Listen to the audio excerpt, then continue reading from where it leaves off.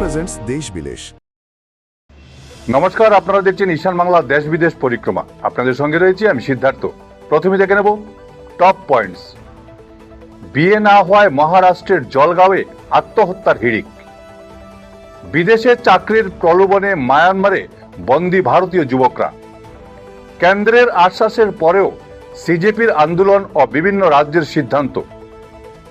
শিক্ষামন্ত্রীর ইস্তফায় সিজেপির বিলাসবহুল পার্টি নিয়ে বিতর্ক। প্রতিবাদী পড়ুয়াদের উপর পুলিশি বর্বরতা নিয়ে সুপ্রিম কোর্টের তোপ।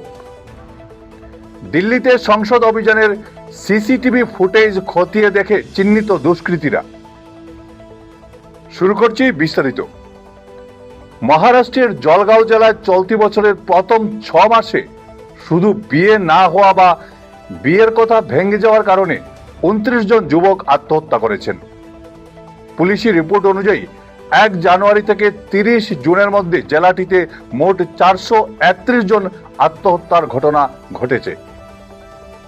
এর পেছনে নারী পুরুষের অনুপাতের তারতম্য, সামাজিক চাপ এবং মানসিক অবসাদ অন্যতম কারণ হিসেবে উঠে এসেছে।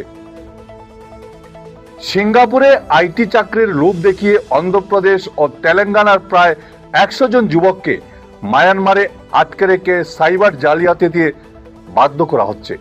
ভুক্তভোগী পরিবারের অভিযোগ, সেখানে তাদের বৈদ্যুতিক শক দেওয়া, অনাহারে রাখা এবং শারীরিক নির্যাতন করা হচ্ছে। মুক্তিপণের টাকা চাওয়ার পাশাপাশি এই চক্রের বিরুদ্ধে বিদেশ মন্ত্রক ও স্থানীয় প্রশাসনের কাছে অভিযোগ দায়ের করা হয়েছে।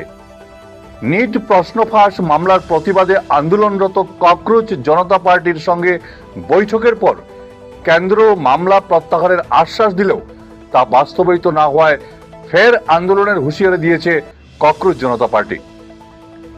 এরপরেই বিহার ও অসম সরকার ধৃত আন্দোলনকারীদের বিরুদ্ধে দায়ের হওয়া সমস্ত মামলা ও এফআইআর প্রত্যাহারের পাশাপাশি তাদের মুক্তির ঘোষণা করে।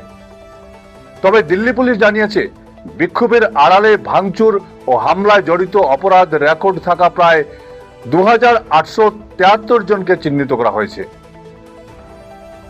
কেন্দ্রীয় শিক্ষামন্ত্রী ধর্মেন্দ্র প্রধানের ইস্তফার পর 5 স্টার হোটেলে বিলাসবহুলভাবে বলিউড গানে নেচে বিজয় উৎসব পালন করে ককরোচ জনতা পার্টি।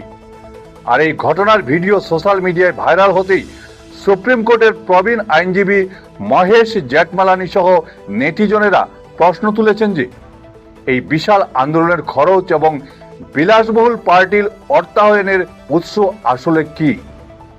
আইনসম্মত শান্তিপূর্ণ প্রতিবাদের অধিকারকে সুরক্ষিত রাখতে হবে জানিয়ে ছাত্রছাত্রী ও পুলিশ কর্মী উভয়ের সুরক্ষার উপর জোর দিয়েছে সুপ্রিম কোর্ট।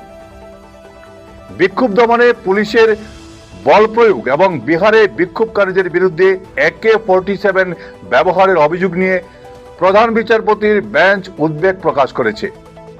একই সঙ্গে ভিড় নিয়ন্ত্রণে পুলিশ ও নিরাপত্তা বাহিনীর জন্য সর্বভারতীয় স্তরে নির্দিষ্ট গাইডলাইন আনারও ইঙ্গিত দিয়েছে শীর্ষ আদালত। গত 20 জুলাই দিল্লির সংসদ চলো অভিযানের সময় পুলিশের উপর হামলা, পাথর ছোড়া ও ভাঙচুরের ঘটনায় সিসিটিভি ও ফেসিয়াল রিকগনিশন প্রযুক্তির সাহায্য নিয়ে 2873 জনকে চিহ্নিত করেছে দিল্লি পুলিশ। পুলিশ কমিশনারের দেওয়া রিপোর্ট অনুযায়ী এই চিহ্নিত ব্যক্তিদের মধ্যে 989 জনের বিরুদ্ধে অতীতে খুন, ধর্ষণ, ডাকাতি ও অপহরণের মতো গুরুতর অপরাধমূলক মামলা রয়েছে। আজ ছিল এ পর্যন্তই। প্রতিদিন বেলা 2টোয় দেখতে ভুলবেন না ঈশান বাংলা দেশ বিদেশ পরিক্রমা। ভিডিও সম্পাদনায় আমার সঙ্গে ছিলেন বঙ্কিম সোনার। নমস্কার।